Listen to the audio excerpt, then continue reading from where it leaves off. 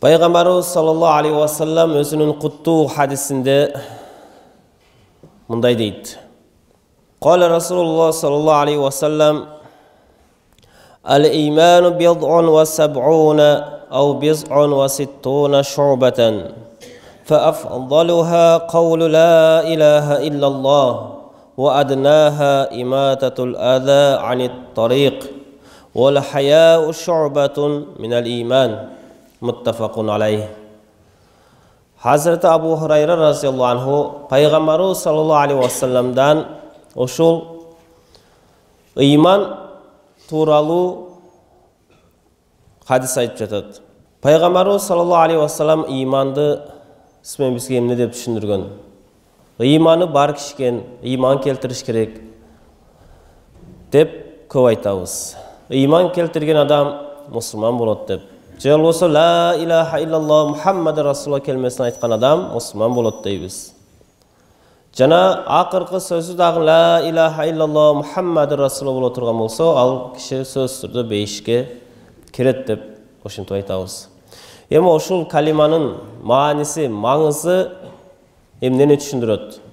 Силерге ошол жалпак тил менен ошол убакыттын жетишинче ошол калиманын төгөрөгүндө баян айтабыз.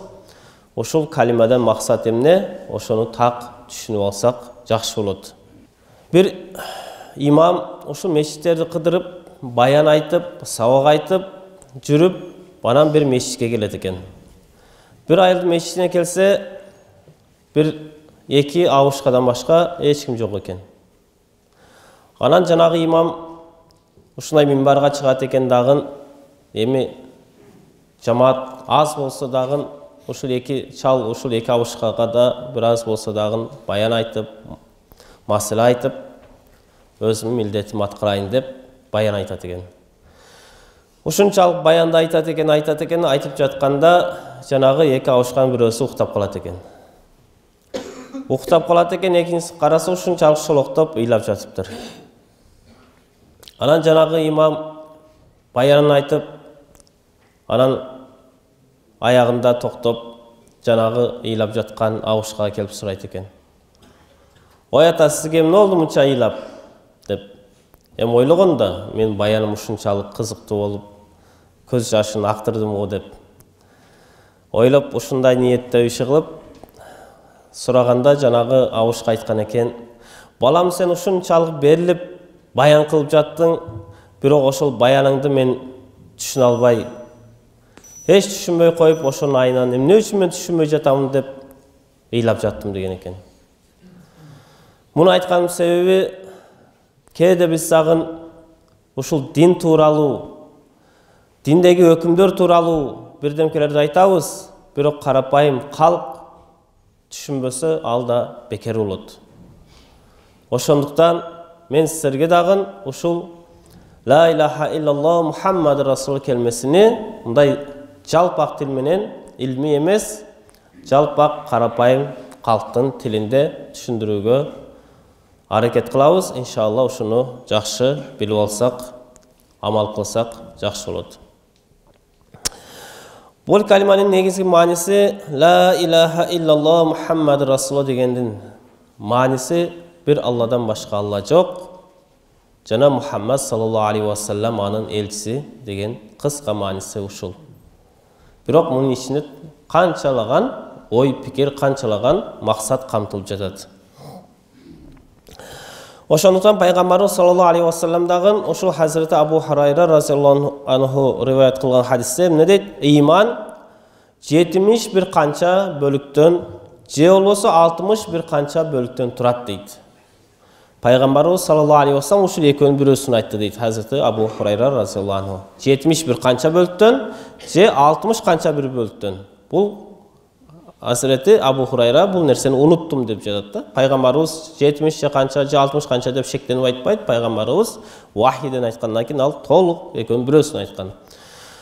Ошондуктан 60 канча бир бөлүк, же канча 70 канча бир бөлүктөн турат дейт. Алардын эң бир өйдөсү, афзалы дейт, эң бир жакшысы каулу ла илаха иллаллах дейт. La ilaha illallah kelimesi en öydü, en жақшы имандың en bir туу чокусуна турган kalima ушул la ilaha illallah дейт. Wa adnaha imatatul a'da anit tariq дейт. Ушул имандын эң ылдыйы ошол жолдон адам баласына ыза жеткире турган нерсени жолдон алып коюу дейт. Көрдүңүзбү? Жолдо бир ташпы, темирби, жыгачпы бирдемкен көрдүңүз, башка момундарга, башка бир инсандарга ыза жеткирип койбосун деп ошону атайын алып койгонуңуз бул иманыңыздын bir bölügünü dalalat kılıp durat. İmanınız бар ekendігine dalil болып турат. Жолысы мық турат. Ошол мыкты албасаңыз, башка бирөөдүн машинасы келип дөңгөлөгүнү жарылып, ошол жерде калып калышы мүмкүн. Ошол мыкты атайын сиз алып коесуз. Башка бир мусулмандарга ыза келбесин деп. Жана пайгамбарыбыз ушул хадистин уланысында айтат: "Ал-хаяу шу'батун минал иман." Уялуу дагы, уяттуулук бул имандын bir бөлүгү деп аны да айтып келип жатат.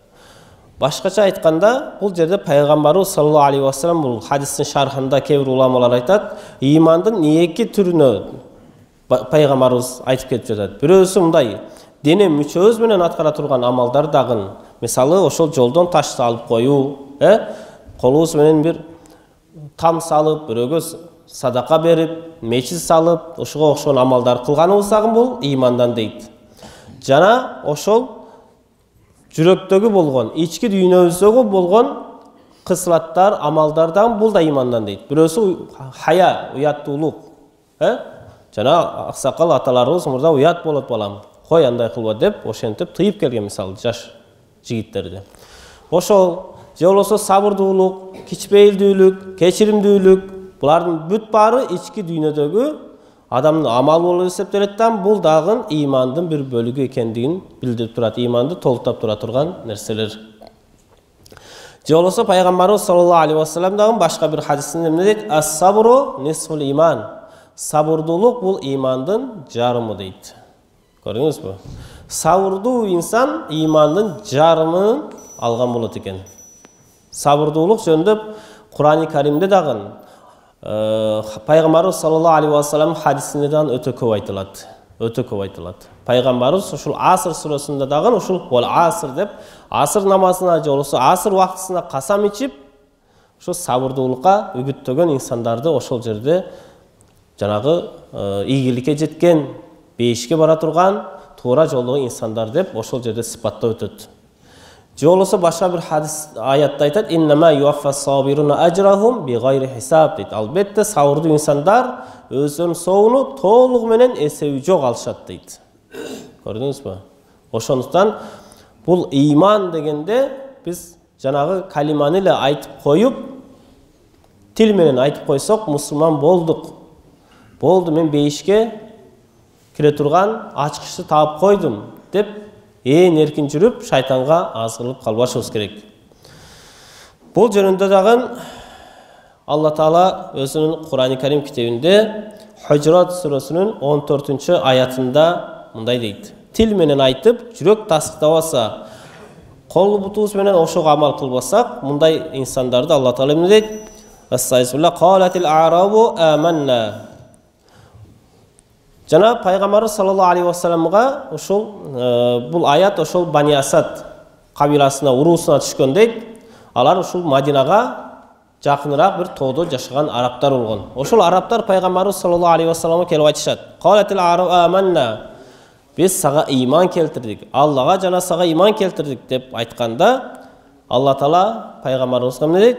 "Кул лам ту'мину, валакин кулу асламна." Сен ошол арабтарга, ошол тоодо жашаган арабтарга айткын, силер иман келтирген жоксуңар. Балким силер кулу асламна, биз ислам келтирдик, таслим болдук деп айткыла дейт.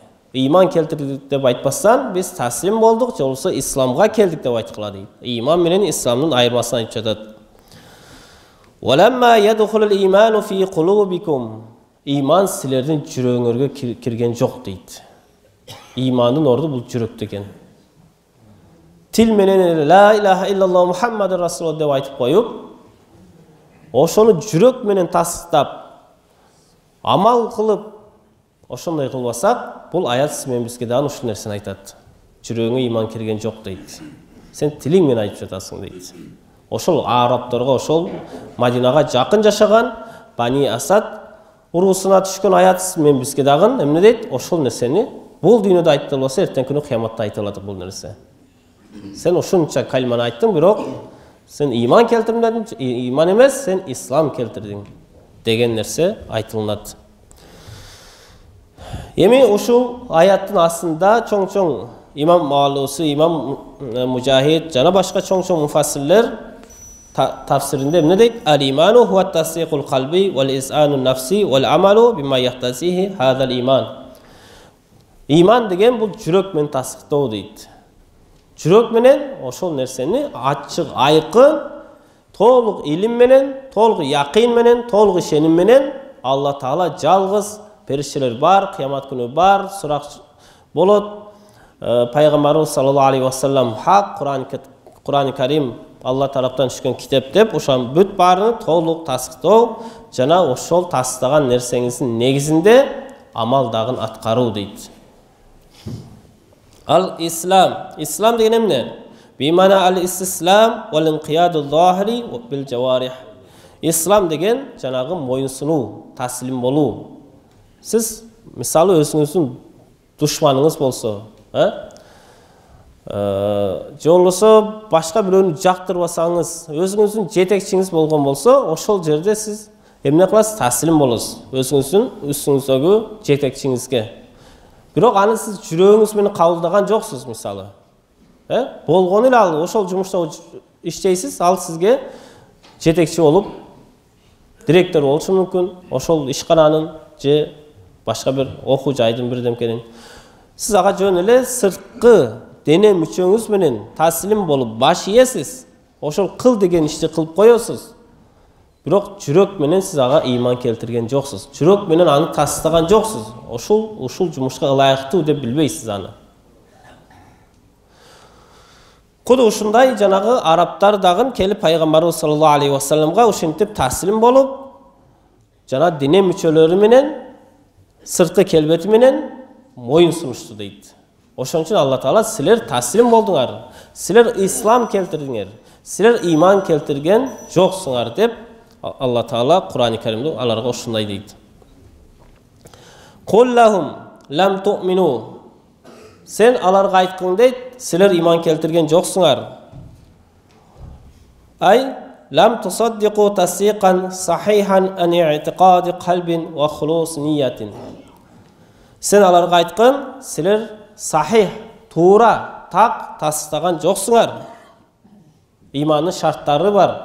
Алла Таалага ыйман келтирүү, периштелерге ыйман келтирүү, китептерге ыйман келтирүү, пайгамбарларга ыйман келтирүү, кыяматтын хак экендигине, ушул бүт баары эсеп китептин бар экендигине ыйман келтирүү, ушунун бүт баарын силер туура, так тастаган жоксуңар дейт. Ани этикады калбин дейт. Жүрөк менен чыныгы ишеним болгон жок силерде дейт. Көрдүңүзбү? Сиз менен биз дагы өзүбүздүн ыйманыбызды текшеришибиз керек.